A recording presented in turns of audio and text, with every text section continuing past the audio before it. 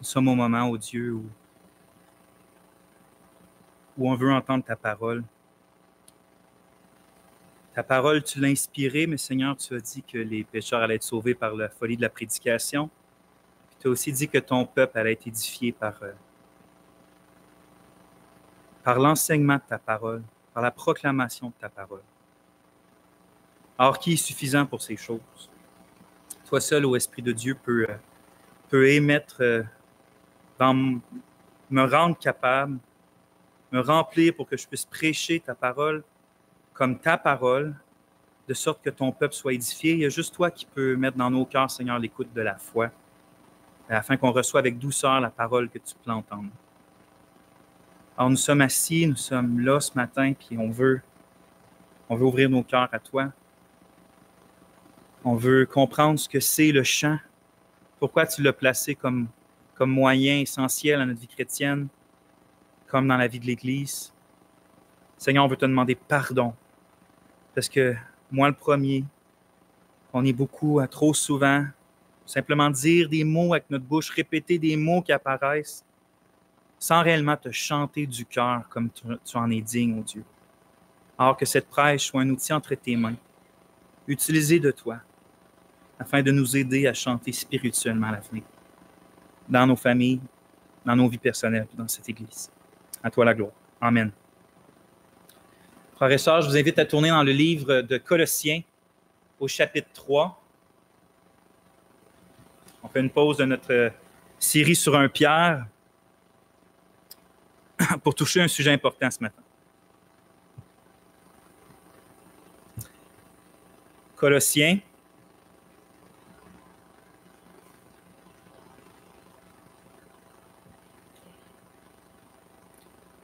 chapitre 3, puis on va lire seulement le verset 16. Je commence à lire la parole de Dieu.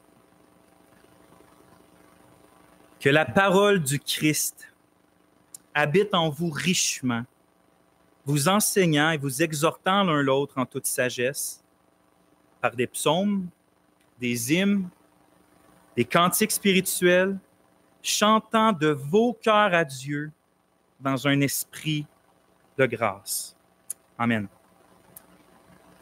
Justement, aujourd'hui, on va adresser un sujet qui est vraiment important, mais un sujet qui, malheureusement, dans notre époque, dans notre culture, est devenu un sujet sensible. C'est quel sujet que je parle? Je parle du sujet de la louange musicale, autrement dit du chant. Sujet sensible, comment ça? Je vais en parler bientôt.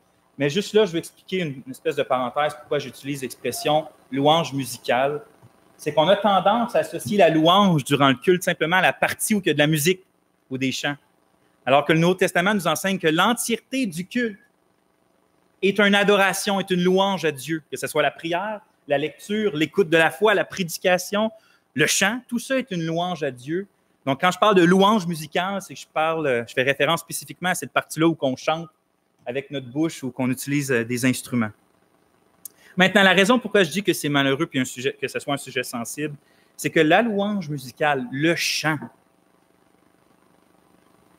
c'est un moyen de grâce que Dieu a donné à ses enfants afin que son peuple puisse davantage l'expérimenter, davantage être ébloui, s'exprimer devant lui, être édifié devant son nom glorieux. Dieu a donné le chant pour ça, sauf que la triste réalité de nos jours, c'est que la louange musicale, trop souvent, bien trop souvent dans les églises, est devenu un sujet de division au lieu d'être un sujet d'édification. La louange, le chant dans les églises est souvent devenu un sujet de division plutôt qu'un sujet d'édification. Et pourquoi c'est devenu un sujet de division? Bien, il y a plusieurs raisons qu'on pourrait sortir, mais je vous en donne une, entre autres. C'est que dans notre chair, en tant que pécheurs, on est bien trop souvent superficiels. Ce que je veux dire par superficiel, c'est qu'on regarde aux choses extérieures, on regarde ce qui plaît à nos yeux, on regarde ce qui plaît à nos oreilles, puis on juge de la validité d'une chose selon l'extérieur.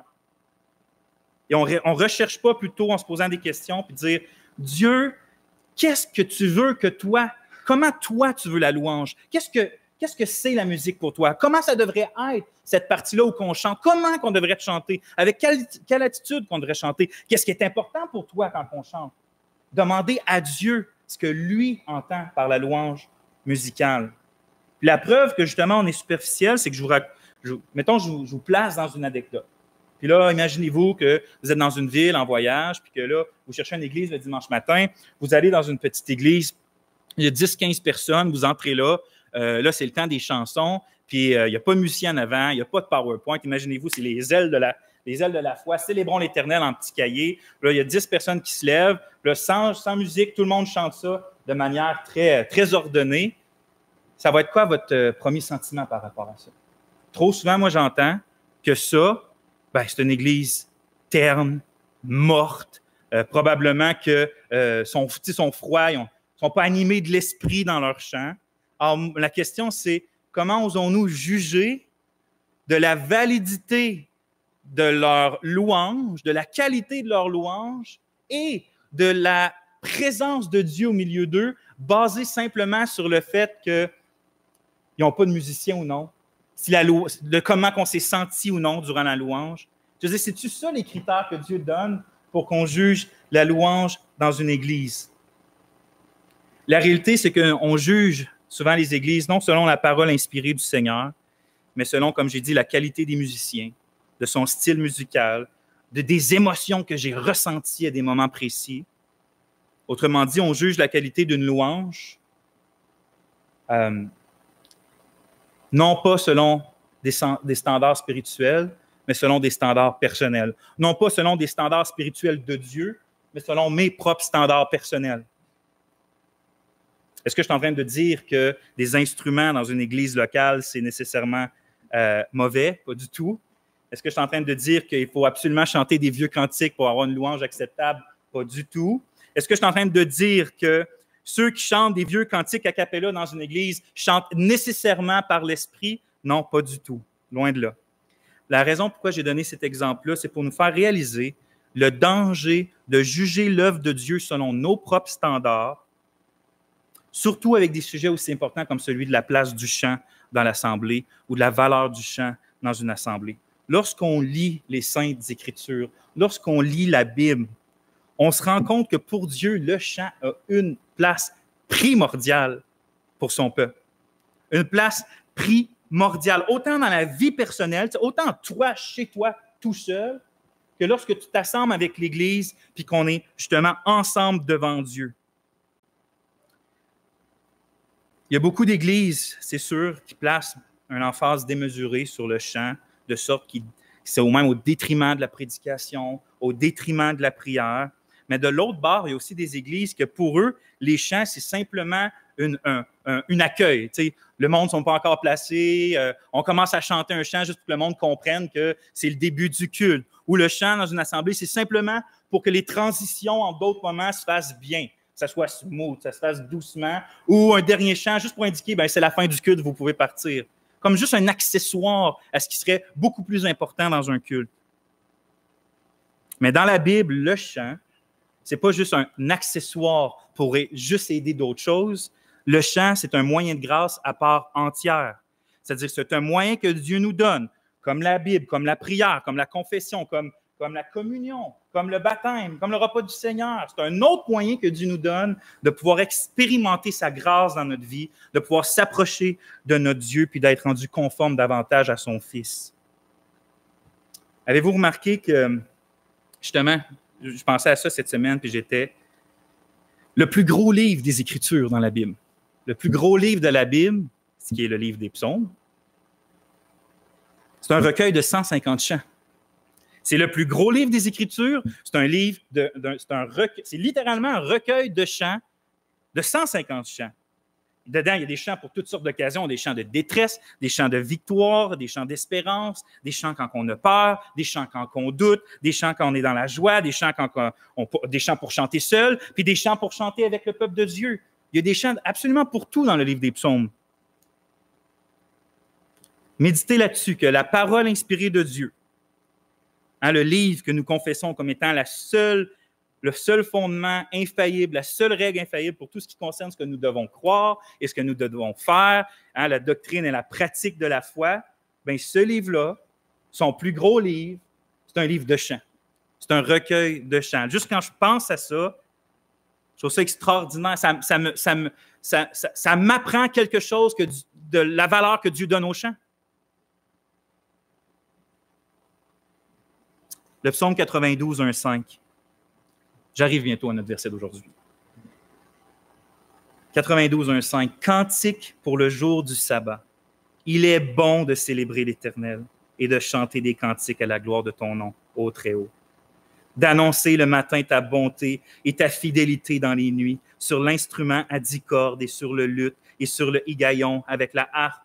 Car, ô Éternel, tu m'as réjoui par tes actes. Je chanterai de joie à cause des œuvres de tes mains.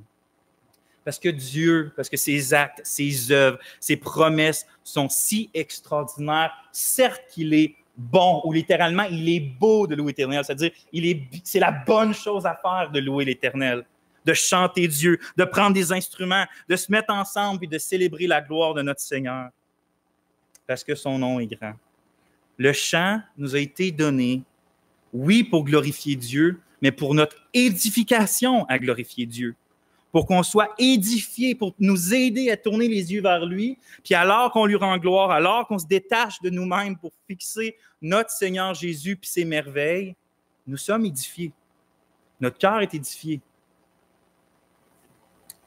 Mais il nous arrive soit de le négliger, je parle du chant, sa place dans nos vies, ou simplement de chanter par habitude.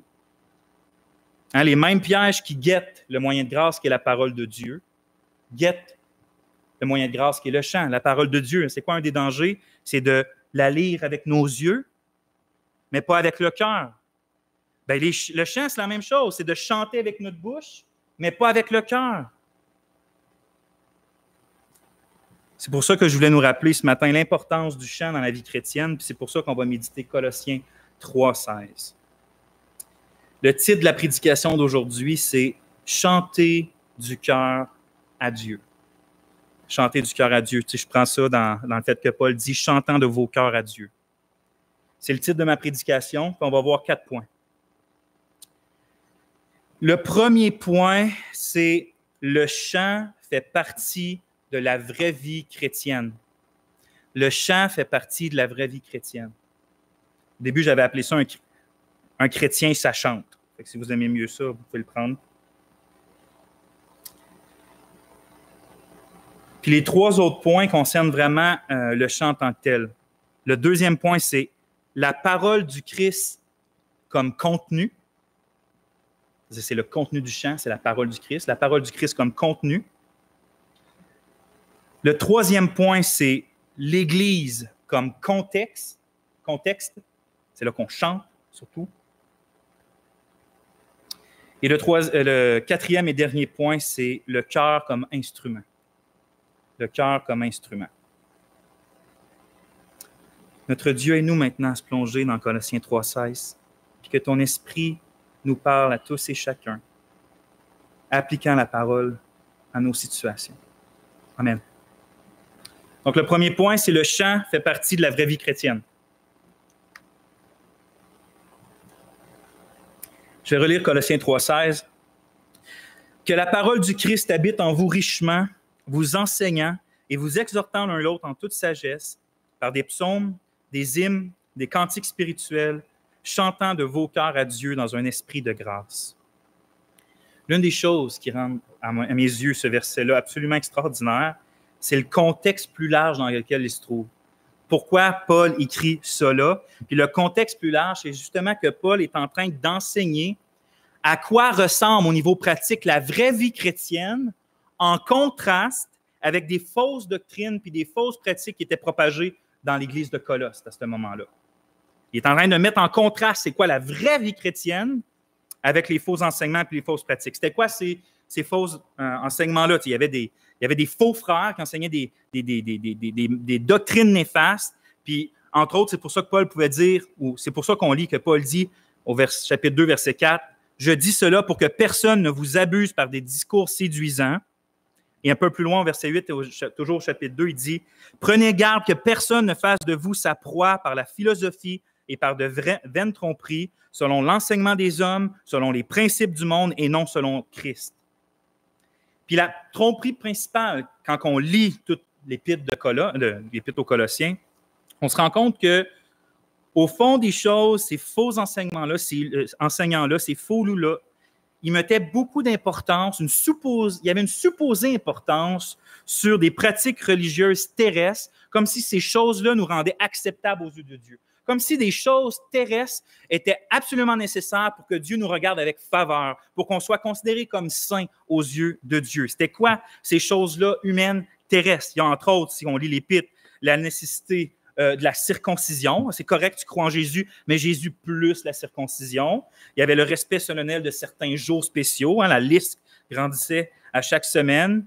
Il y avait la privation de certaines sortes de nourriture. Il y avait même le culte des anges. Oui, il y a Jésus, mais il y a aussi des anges qu'on doit prendre en compte. Grosso modo, la vraie vie chrétienne pour eux se résumait à avoir des pratiques puis des rites religieux externes et charnels et mondains. Pour eux, indépendamment de commenter en dedans, si tu fais ces choses-là à l'extérieur, bien sûr que Dieu est favorable envers toi.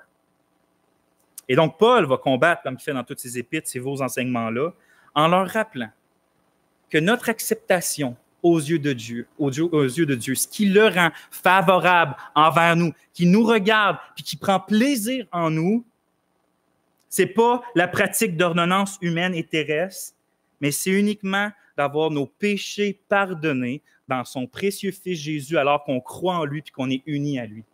Jésus, c'est toute la divinité, la plénitude de Dieu se trouve en Jésus, nous dit Colossiens. Jésus est la tête de toutes choses. Il est prééminent sur absolument toutes choses. Et donc, c'est quand tu es en lui par la foi que Dieu t'est absolument propice. C'est ce que Paul enseigne, chapitre 1, chapitre 2. Et dès le chapitre 3, dans lequel se trouve notre verset 16 aujourd'hui, mais Paul leur rappelle que justement, à cause de ça, leurs yeux, à eux, les yeux spirituels de leur cœur, ne doivent pas être sur les choses terrestres, sur les ordonnances terrestres, sur les pratiques terrestres, mais sur une personne céleste, qui est notre Seigneur Jésus-Christ. Chapitre 3, verset 1-2, justement, il commence en disant « Si donc vous avez été crucifiés avec le Christ, cherchez ce qui est en haut, où le Christ est assis à la droite de Dieu. Pensez ce qui est en haut, non pas à ce qui est sur la terre, car vous êtes morts et votre vie, votre vraie vie, est cachée avec le Christ en Dieu. » La vraie vie chrétienne, c'est quoi dans le fond? C'est de plus en plus refléter la personne la plus merveilleuse qui existe, notre Sauveur, le Seigneur Jésus.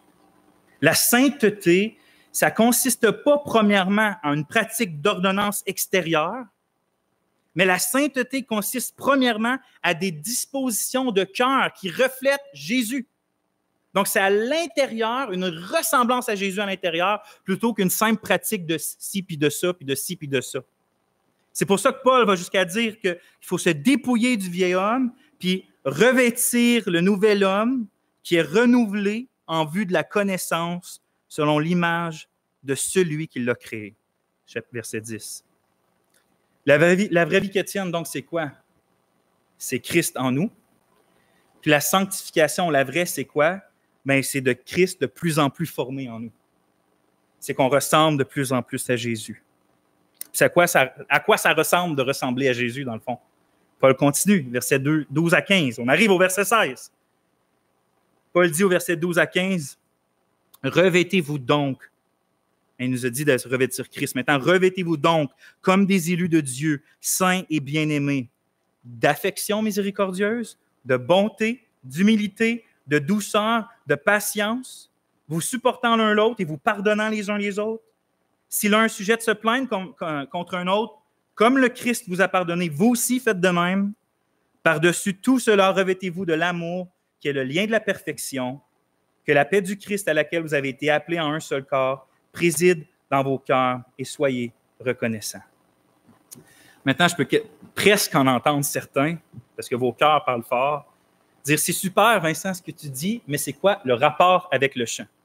C'est quoi le rapport avec la louange musicale? » Bien, le rapport, c'est quoi? C'est que Colossiens 3,16 suis immédiatement Colossiens 3, 12 à 15, Colossiens 3, puis l'entièreté de l'Épître aux Colossiens. Ce que je veux dire par là, c'est que l'apôtre, dans le contexte où Philippiens 3, 16 est écrit, c'est dans le contexte dans lequel Paul, je vous répète, est en train de nous exhorter à quoi ça ressemble une vraie vie chrétienne. Et donc, si tu te demandes à quoi ça ressemble concrètement de revêtir l'homme nouveau en Jésus-Christ, mais sache que de revêtir l'homme nouveau en Jésus-Christ, ça ressemble à quelqu'un qui est bon, quelqu'un qui est humble, doux, patient, qui pardonne et qui chante à Dieu de son cœur. C'est dans le même contexte. Quelqu'un qui revêtit Jésus, c'est quelqu'un qui va chanter dans son cœur, chantant de vos cœurs à Dieu dans un esprit de grâce.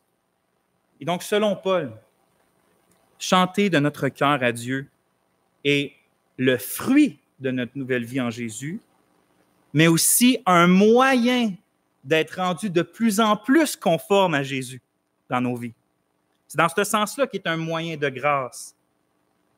Il n'est donc pas surprenant que Paul, il va adresser le même sujet pas Philippiens, mais Éphésiens.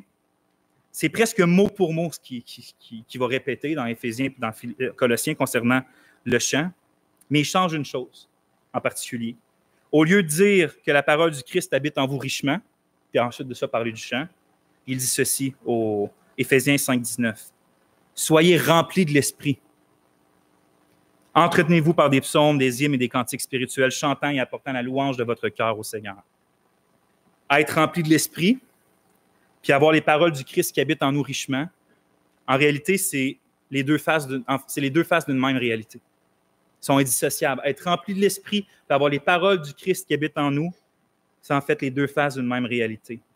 Et donc, de comprendre le contexte dans lequel Paul nous exhorte, c'est pour ça que j'ai pris beaucoup de temps, dans lequel il nous exhorte à chanter, ça nous révèle que l'un des moyens que Dieu nous donne afin d'être rempli de l'Esprit, de marcher dans la sainteté, dans la joie, dans l'amour, dans la bonté, dans la douceur, dans le pardon et dans la paix, c'est de autant dans nos vies personnelles qu'avec l'Église, de chanter des psaumes, des hymnes puis des cantiques spirituels à partir de notre cœur dans un esprit de grâce et envers le Seigneur.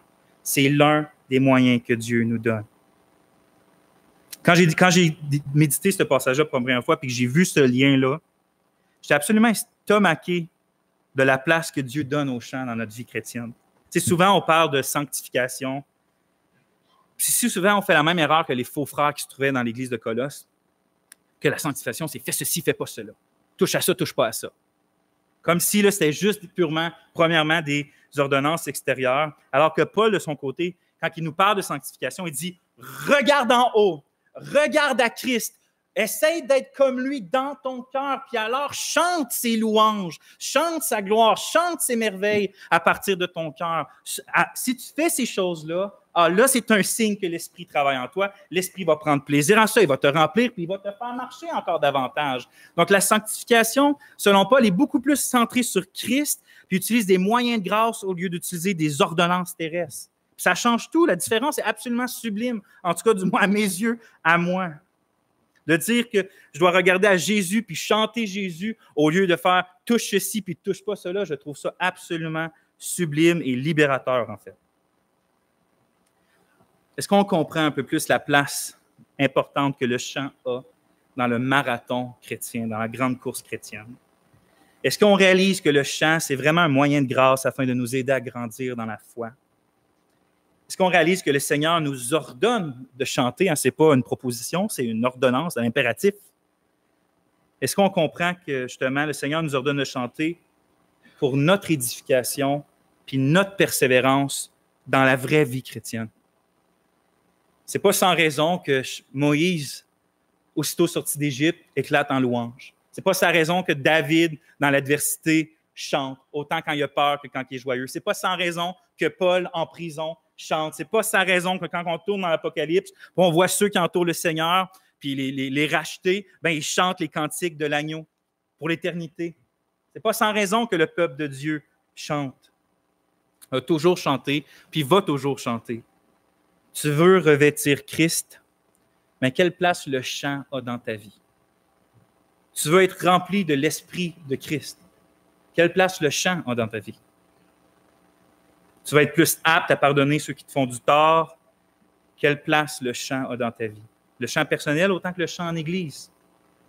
Tu vas être patient dans l'épreuve, tu vas être patient dans ton célibat. Quelle place le chant a dans ta vie? Tu veux vaincre la pornographie, l'alcoolisme, le tabagisme, toutes sortes de dépendances, puis de tentations, puis de péchés dans ta vie, encore une fois. Quelle place le chant a dans ta vie? Le chant, comme moyen de grâce, suscité par l'Esprit, exercé par la foi, a une énorme puissance dans nos vies. Puis je ne dis pas simplement que chanter une chanson va automatiquement t'aider dans des situations difficiles. Ce que j'affirme, cependant, c'est que le chant, lorsqu'il est biblique, lorsqu'il est chanté du cœur, puis lorsqu'il est chanté par la foi, c'est réellement un moyen très efficace dans nos vies pour nous aider à marcher avec le Seigneur au même titre que la parole de Dieu est un moyen de grâce, au même titre que la prière est un moyen de grâce. Puis en disant ça, je réalise quelque chose. Qu'en fait, le chant, c'est comme un mélange parfait entre la parole et la prière. Parce que lorsqu'on chante réellement ce qu'on doit chanter, c'est-à-dire la parole de Dieu, mais on le fait aussi dans un esprit de prière. C'est une prière mise en chant, en fait. Fait que le chant est comme, les deux moyens de grâce de la parole et de la prière mis ensemble. Quel moyen de grâce succulent. C'est pas par hasard qu'au fil de l'histoire, autant de chrétiens ont trouvé du réconfort, de la force, du courage, puis de l'édification dans les psaumes. C'est parce que c'est la parole de Dieu mise en chant. Mon premier point, c'était donc que le chant fait partie de la vraie vie chrétienne. On a vu surtout le contexte de Colossiens pour comprendre un peu dans quelle idée Paul parle de ça. Mais maintenant, on va se concentrer sur 3 caractéristiques essentielles du chant, selon Colossiens 3,16. On a pu en parler beaucoup plus. Mais selon Colossiens 3,16, 3 caractéristiques essentielles. C'est-à-dire qu'il y a bien des choses qu'on pourrait ajouter, mais ce qui est absolument fondamental pour que le chant soit selon la vérité de Dieu, selon le cœur de Dieu, c'est quoi? Bien, ça va être les 3 prochains points du message, qui est, je le répète, je l'ai dit tantôt, que la parole du Christ, c'est son contenu, que l'Église, c'est le contexte dans lequel surtout on chante, puis troisièmement, que le cœur, c'est son instrument, l'instrument du chant qu'on envoie vers Dieu. Et donc, le deuxième point du message, la parole du Christ comme contenu. La parole du Christ comme contenu. Si on prête attention à la phrase du verset 16, comme Paul l'écrit, on se rend compte que de chanter des psaumes, des hymnes, des cantiques spirituels, c'est en fait un moyen de faire habiter en nous richement la parole du Christ. Chanter les psaumes, c'est un moyen de faire habiter la parole de Christ. Que la parole du Christ habite en vous richement. Donc, c'est ça l'exhortation. Vous enseignant et vous exhortant l'un les autres en toute sagesse, par des psaumes, des hymnes puis des cantiques spirituels chantant de vos cœurs. Fait que le moyen de faire habiter la parole de Christ dans nos cœurs, c'est de chanter des psaumes, des hymnes et des cantiques spirituels. C'est en s'exhortant l'un l'autre. Je vais revenir là-dessus tantôt, mais en s'exhortant l'un l'autre, en chantant des psaumes puis des hymnes, qu'on va faire habiter la parole de Jésus richement dans nos cœurs. Elle ne va pas être passagère, elle va habiter, puis elle va y demeurer richement. Voyez-vous, il ne faut pas penser que Paul enseigne que la manifestation de la vie de Jésus dans nos vies, c'est le produit du mécanisme du chant. C'est comme si c'était une sorte de capacité mystique qu'on se met à chanter un chant, puis tout d'un coup, on se transforme plus comme Jésus. Ce n'est pas un moyen mystique comme ça. C'est l'erreur que beaucoup de font, par exemple, qui pensent qu'en chantant, en étant dans une expérience quelque peu mystique, que tout d'un coup, ils vont être davantage remplis de l'esprit puis nécessairement marcher plus comme Jésus. Mais ce n'est pas le chant en soi qui transforme. Ce n'est pas chanter en soi qui transforme nos vies. C'est la parole de Christ qui transforme nos vies. Jésus priait son Père en Jean 17 en disant, en parlant de ses disciples, il parle à son Père puis il demande pour ses disciples, sanctifie-les par ta vérité, ta parole est la vérité. Qu'est-ce qui sanctifie? C'est la parole. Et donc, si le chant nous sanctifie, puis nous fait grandir dans notre expérimentation de Dieu, dans notre expérimentation de la grâce, puis de la sainteté, c'est uniquement parce que le chant est un moyen spécial de faire habiter en nous la parole de Jésus, la parole de Dieu. C'est la parole de Dieu qui nous transforme, mais Dieu nous a donné le chant comme une espèce d'autoroute absolument incroyable pour faire habiter puis faire venir la parole de Dieu dans nos cœurs. C'est pour ça que la première caractéristique de la louange musicale, biblique, c'est toujours que son contenu soit la parole du Christ. Ainsi, nos chants, afin d'être des moyens de grâce voulus par Dieu, doivent être remplis de toutes les paroles inspirées dans la Bible, centrées sur l'œuvre et la personne de Jésus. Grammaticalement parlant, dans le grec, ça peut autant vouloir dire les paroles spécifiques de Jésus comme qui sortent de sa bouche, ou ça peut être les paroles qui concernent Jésus. Les deux, pour moi, viennent au même parce que les paroles que les apôtres ont nommées, c'est par l'Esprit de Jésus, et donc c'est les paroles de Jésus. Mais c'est tout ce qui concerne le Christ. Autrement dit, nos chants, de manière générale, doivent être des chants saturés de la Bible. Puis de manière plus précise, des chants saturés de l'Évangile, de la grâce de Jésus.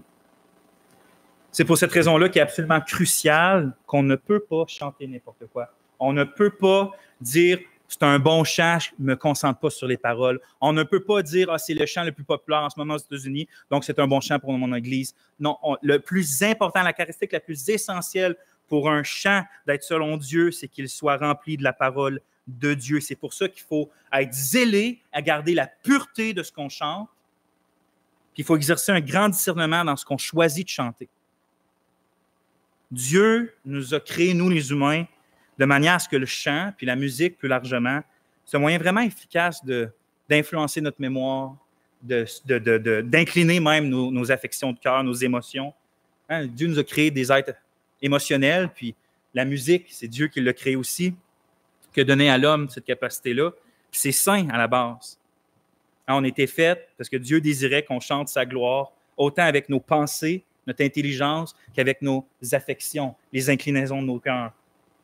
Mais à cause de la chute de l'homme dans le péché, l'iniquité a absolument tout influencé, autant nos pensées que nos affections, mais aussi tout ce qui se trouve à l'extérieur sur cette planète-là. Puis si on ne fait pas attention à garder la pureté biblique de nos chants, on donne, tantôt j'ai dit que c'était une autoroute pour faire entrer la parole de Christ dans nos cœurs, bien le chant, s'il contient d'autres choses que la parole de Christ, c'est aussi une autoroute, mais pour faire entrer des choses de la chair, des choses du monde, des choses de Satan dans notre cœur.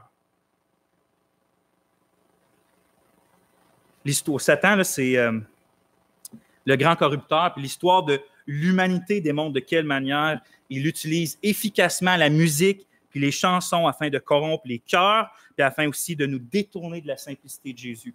Combien de gens dans les églises actuelles, dans l'Occident du monde, ont une mauvaise perception de qui est Dieu, une mauvaise connaissance de qui même est Christ et de l'Évangile, parce qu'ils sont plus en train d'écouter des chants populaires avec une mauvaise théologie que de lire et de méditer la parole de Dieu. Alors, gardons la parole de Dieu comme priorité, mais faisons attention à ce qu'on écoute et ce qu'on met dans nos oreilles. C'est absolument crucial. C'est comme travailler dans un sens puis dans l'autre. Si tu es assidu, tu lis ta parole, tu la médites, tu l'étudies. C'est pas ta parole, mais celle de Dieu. D'un autre côté, tu ne fais pas attention à ce que tu écoutes dans tes oreilles. C'est pas pour rien que depuis la Réforme, Martin Luther, je le paraphrase, mais il disait qu'après les Écritures, le plus grand don que Dieu donnait à l'humanité, c'était l'art de la musique. Puis les réformateurs ont ramené un chant, rappelez-vous que tout ce temps-là, c'était en latin dans les cultes de l'Église catholique, puis ont ramené le chant, surtout Calvin à Genève, le chant congrégationnel, où on chante tout le monde ensemble dans les simplicités. Mais dans ce temps-là, justement, bien plus souvent qu'aujourd'hui, leur cahier de chant, c'était les psaumes. Ils ne chantaient que les psaumes. Ils les modifiaient souvent pour être capables de bien les chanter, mais c'est des psautiers, puis ils chantaient. Le livre, leur recueil de chants de leur Église était les psaumes. Il faut être sûr qu'ils étaient bien gardés dans la parole de Christ à ce moment-là. Maintenant, je ne dis pas, comme certains pensent, qu'on devrait que chanter des psaumes. Alors, Paul parle non seulement de psaumes, mais d'hymnes et de cantiques spirituels aussi. On ne passera pas beaucoup de temps là-dessus, mais je pense que c'est plus largement tout ce qui concerne en vérité le Christ.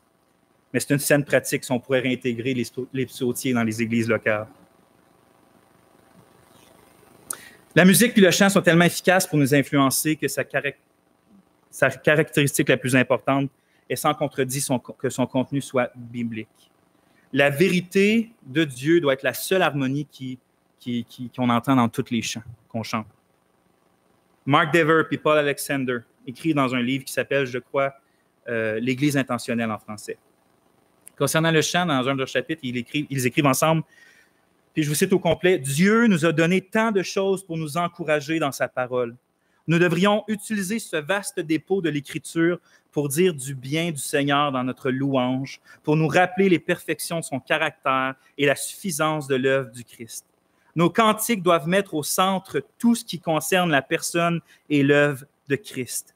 Nous voulons des chants riches en théologie qui nous font réfléchir sur la profondeur du caractère de Dieu, les richesses de sa grâce et les implications de son évangile, des paroles qui nous enseignent une doctrine biblique qui sauve et qui transforme. Nous voulons éviter les chants qui nous encouragent à réfléchir sur nos propres expériences subjectives et émotionnelles, au lieu des vérités objectives du caractère de Dieu et les implications de la croix. Nous voulons ainsi éviter les répétitions qui n'ont pas de sens, qui ressemblent au mantra, comme si nous recherchions le côté émotionnel dans notre louange.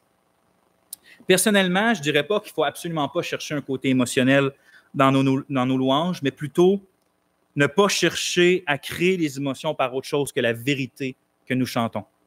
Alors, il y a une nuance. Ce n'est pas qu'on cherche l'émotion. On cherche la vérité, puis la vérité bouleverse nos cœurs, que ce soit par le pleur, le chant, la joie ou toutes sortes de choses. Donc, ce n'est pas d'avoir une louange sans émotion, bien au contraire. Parce que c'est la vérité qui doit susciter les émotions. Les émotions, ce n'est pas signe de vérité. La vérité va susciter des émotions, mais les émotions ne sont pas signes, sceaux de la vérité. Parfois, il y a des personnes qui vont témoigner combien Dieu était présent aujourd'hui dans ce chant-là. J'ai senti, je ne dis pas que ça n'arrive jamais, hein. Écoutez-moi jusqu'au bout. J'ai senti que Dieu était puissamment présent, puis mon cœur était, ma chair frissonnait, mon corps frissonnait, puis tout ça. Mais quand tu investis un peu, tu te rends compte que le moment où Dieu était présent, c'était en fait la partie la plus rythmée du chant, la batterie était le plus intense, la trame musicale accélérait de plus en plus.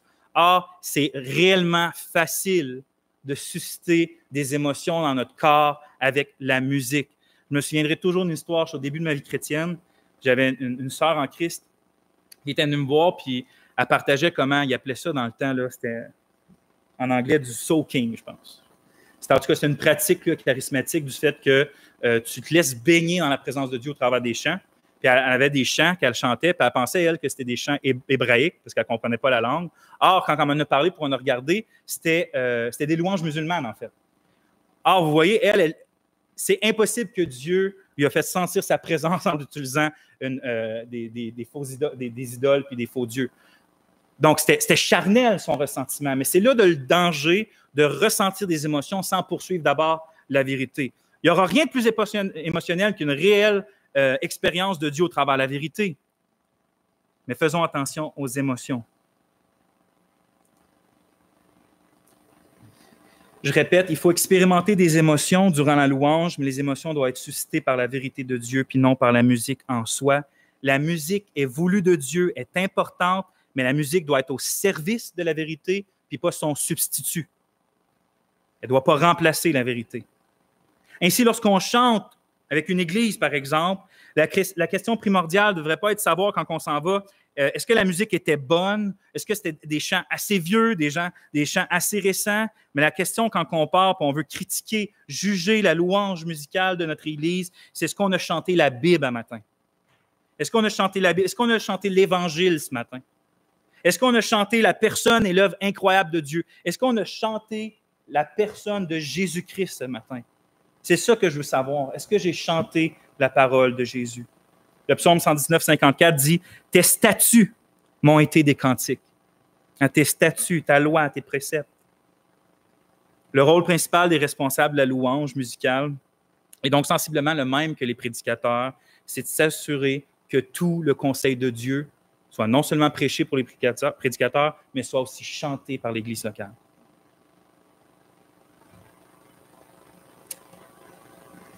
C'est alors que la parole de Christ va habiter richement dans les enfants de Dieu. Troisième point, puis il va être moins long pour les deux prochains points. L'Église comme contexte. L'Église comme contexte.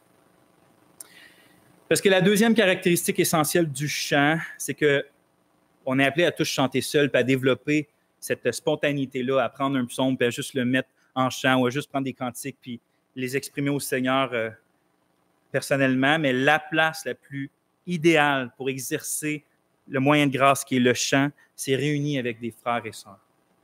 Une symphonie harmonieuse fait toujours plus tressaillir l'âme qu'un seul musicien, aussi bon soit-il.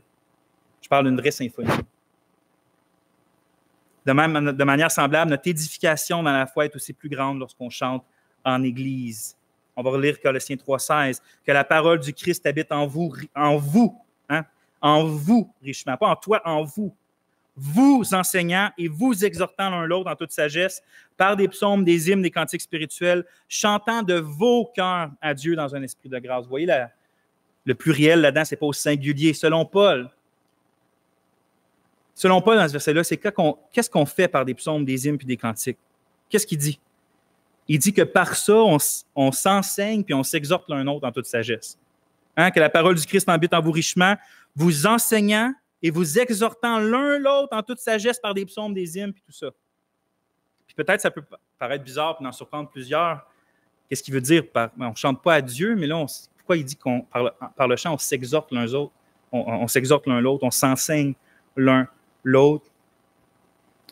Mais l'apôtre écrit que le chant, justement, ce n'est pas seulement qu'on chante de nos cœurs à Dieu, mais le chant en Église, c'est aussi qu'on se chante les uns aux autres. Puis ça, je pense qu'on n'en prend vraiment pas assez conscience de cette partie-là du chant en Église. Pour le dire simplement, Paul enseigne que les chants en Église sont des moyens de s'enseigner, de s'exhorter, puis de se consoler les uns les autres. Il y a une partie verticale, puis une partie horizontale dans ce moyen de grâce-là. Lorsqu'on chante, par exemple, ta parole est une lumière à mes pieds, ta parole est une lampe à mes pieds, une lumière sur mon sentier. Quand on chante ça ensemble, on est 30, 40, 50 à chanter ça. Non seulement nous sommes en train de rendre grâce à Dieu, puis de déclarer que c'est ce que Dieu dit dans notre vie par rapport à sa parole, mais on est en train aussi de s'encourager les uns les autres à se souvenir que la parole de Dieu est une lumière dans notre vie. Donc, on déclare à Dieu ses merveilles, on le loue et on l'adore pour ça, mais en même temps, notre chant, je t'entends chanter à côté de moi. Puis ce que tu dis rentre dans mon oreille, puis doit aller jusque dans mon cœur, puis je dois en être exhorté, consolé, édifié, enseigné. En d'autres mots, chaque fois qu'on chante en Église, on a les yeux tournés à la fois vers Dieu et à la fois vers les frères et sœurs. On rend grâce à Dieu, on s'enseigne les uns les autres. C'est pour cette raison-là qu'une des applications que je veux faire, c'est que tu ne dois pas t'abstenir de chanter, mon frère, ma sœur, dans l'Église. L'important, ce n'est pas la qualité de ta voix, mais pas du tout. L'important, c'est qu'est-ce que ta bouche proclame. Ce n'est pas la qualité de ta voix, c'est qu'est-ce que ta bouche proclame. Le chant de congrégation, ce n'est pas un groupe en avant de l'Église qui font une démonstration de leurs talents musicaux. Le chant d'Église, c'est justement un chant en Église.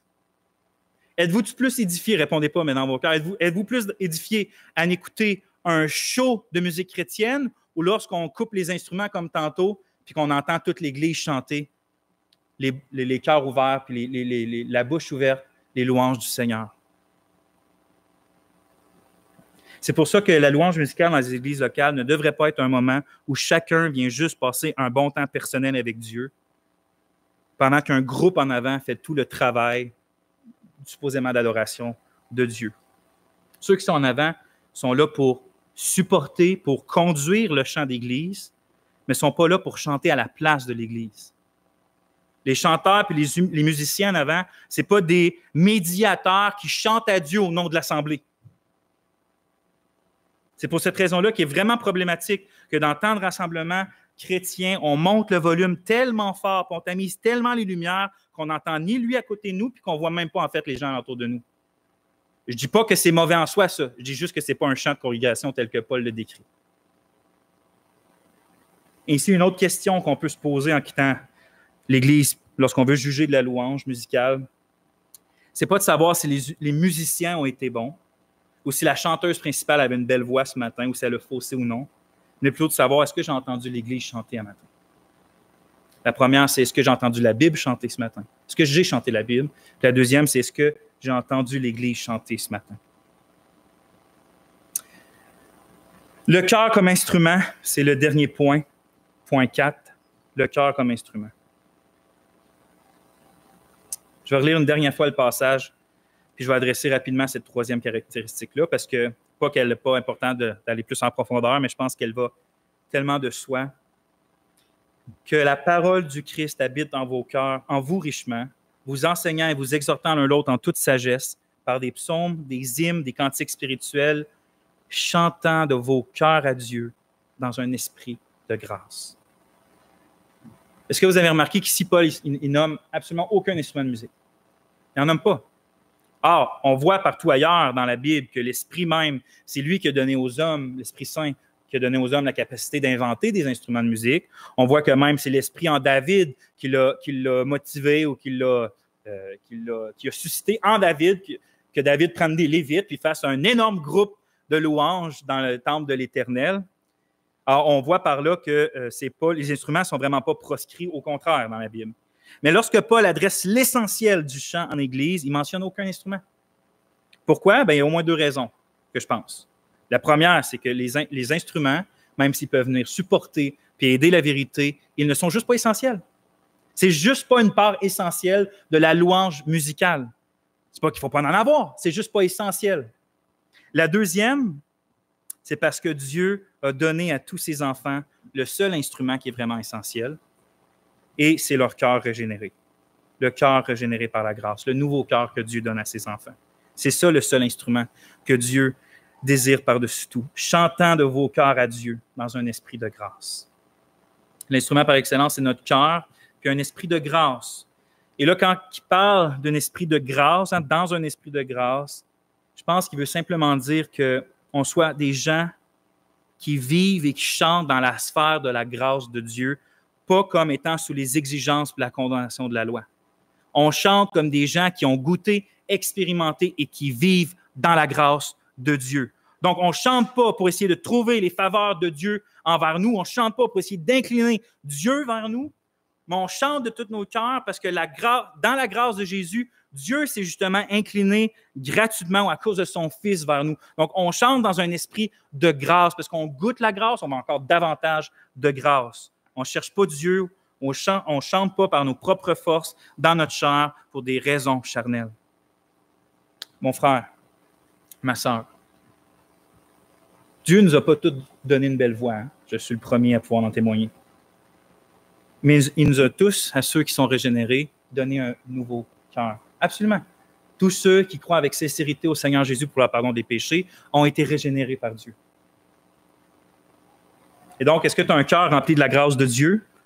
N'hésite pas à lui chanter tes actions de grâce. Je me souviens juste de ma maman. Je ne sais pas, es-tu là, maman? Non, je peux le dire.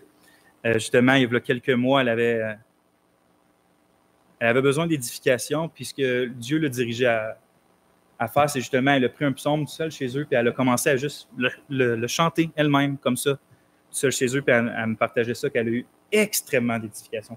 Ça lui a extrêmement fait du bien. Puis en plus, elle se souvient aujourd'hui c'est peut-être le psaume qu'elle se souvient le plus, justement, parce qu'elle l'a chanté. Est-ce que tu as le cœur libéré de la mort spirituelle? Puis est-ce que tu as le cœur libéré de l'esclavage du péché? Chante-lui librement. N'hésite pas. Sens-toi pas enchaîné pour lui parler en chant, pour t'exprimer en chant. Est-ce que tu as des tentations puis des péchés qui cherchent à empoisonner de nouveau ton cœur? Mais confesse-toi, mais aussi chante-lui tes confessions. Si souvent, on a la langue liée, comme Zacharie, le père de Jean-Baptiste, incapable de chanter à Dieu, incapable de lui parler, incapable de prier. On est comme là, la langue liée. Mais souvenons-nous que la langue de Zacharie, quand elle s'est déliée, la première chose qu'elle a faite, c'est louer Dieu, exprimer son adoration vis-à-vis de l'Éternel. Ainsi, si tu as de la difficulté à parler à Dieu, à prier, ben chante-lui un cantique. Puis tu vas voir que chante-lui des psaumes, chante-lui un hymne, puis tu pourrais être surpris de quelle manière l'Esprit vient justement te délier la langue pour ensuite de ça dans ta vie t'aider à le prier, puis t'aider à lui parler. Je termine avec le fait que de dire qu'il faut chanter du cœur à Dieu, ça implique quelque chose d'absolument important, c'est que ça implique que notre cœur soit justement à Dieu. Autrement dit, l'adoration que Dieu accepte, qui le réjouit, C'est uniquement une adoration qui est faite comme notre Seigneur Jésus le dit en Jean 3, Jean 4, une adoration qui est faite en esprit puis en vérité. Jésus, en citant Isaïe, va dire en Matthieu 15, « Ce peuple m'honore des lèvres, mais son cœur est éloigné de moi. » Alors, c'est une critique assez grave. Dieu, il ne demande pas que tu aies un cœur parfait, il ne demande pas ça, mais il demande que tu aies un cœur sincère, un cœur qui croit, qui lui fait confiance, un cœur qui se repent, un cœur humble, puis un cœur qui désire obéir. Si tu viens ici, puis que tu ne fais pas confiance à Jésus pour le pardon de tes péchés, si tu ne lui abandonnes pas toute ta vie pour qu'il soit maître, Seigneur, comme il est en vérité de ta vie, il faut que tu saches que ton chant, même si tu viens chanter ici avec l'Église, ton chant ne lui fait aucun plaisir. Si ton cœur n'est pas à Dieu, si tu n'as pas Christ dans ton cœur par la foi, ton chant, même si tu chantes la même chose que celui qui est à côté de toi, ton chant, toi, ne lui fait pas plaisir. Si la prière, Proverbe 28 nous dit que la prière de celui qui détourne l'oreille de la loi est une abomination à Dieu. La prière de celui qui détourne, c'est-à-dire celui qui ne veut pas obéir à la loi, cette prière-là est une abomination à Dieu. Combien plus le chant de celui qui rejette Jésus. Si celui qui désobéit à la loi, sa prière même n'est pas acceptée de Dieu, combien plus la chanson de celui qui ne veut pas de Jésus dans sa vie, de celui qui n'abandonne pas sa vie à Jésus. Dieu t'a créé pour chanter. Il t'a créé pour chanter avec vérité, avec affection de cœur, avec joie, avec pleurs. Mais c'est pour ça qu'il veut te sauver maintenant. Parce que Dieu t'a créé pour célébrer sa gloire dans sa présence. Il veut te sauver maintenant. Et donc, si tu cherches ce matin un sauveur pour pardonner tes péchés, pour éclaircir tes noirceurs, pour enlever les fardeaux que tu as sur tes épaules, pour guider tes pas, pour te donner par-dessus tout la vie éternelle, tu n'as pas à chercher plus loin. Tu as juste, encore une fois, à lever les yeux du cœur en haut et de regarder Christ et de lui faire confiance, de confesser à lui tes péchés, puis de l'invoquer pour qu'il vienne te sauver. Et alors, tu vas être sauvé. Et alors, tu vas pouvoir chanter avec le peuple de Dieu pour toujours. Des louanges qui ne s'attariront jamais. Un cantique nouveau, éternellement nouveau devant le trône. On lit dans l'Apocalypse, le salut est à notre Dieu qui est assis. C'est les rachetés, dont tu peux faire partie ce matin par la foi. Le salut est à notre Dieu qui est assis sur le trône et à l'agneau. Amen. La bénédiction, la gloire et la sagesse et la force sont à notre Dieu au siècle des siècles. Amen. Voilà le chant que l'Église va chanter pour toujours. Prions. Notre Dieu, fais de nous un peuple qui chante. Fais de nous des adorateurs en esprit et en vérité. Sauve ceux d'entre nous, Seigneur, qui t'adorent, mais seulement dans leur bouche. Incline leur cœur. Attire-les à toi. Sauve-les. Et fais de cette Église non seulement une lumière dans cette ville par la sainteté que tu mets dans nos vies, mais aussi, Seigneur, un speaker qui fait proclamer tes louanges partout dans cette ville. On prie ces choses dans le nom de Jésus. Amen.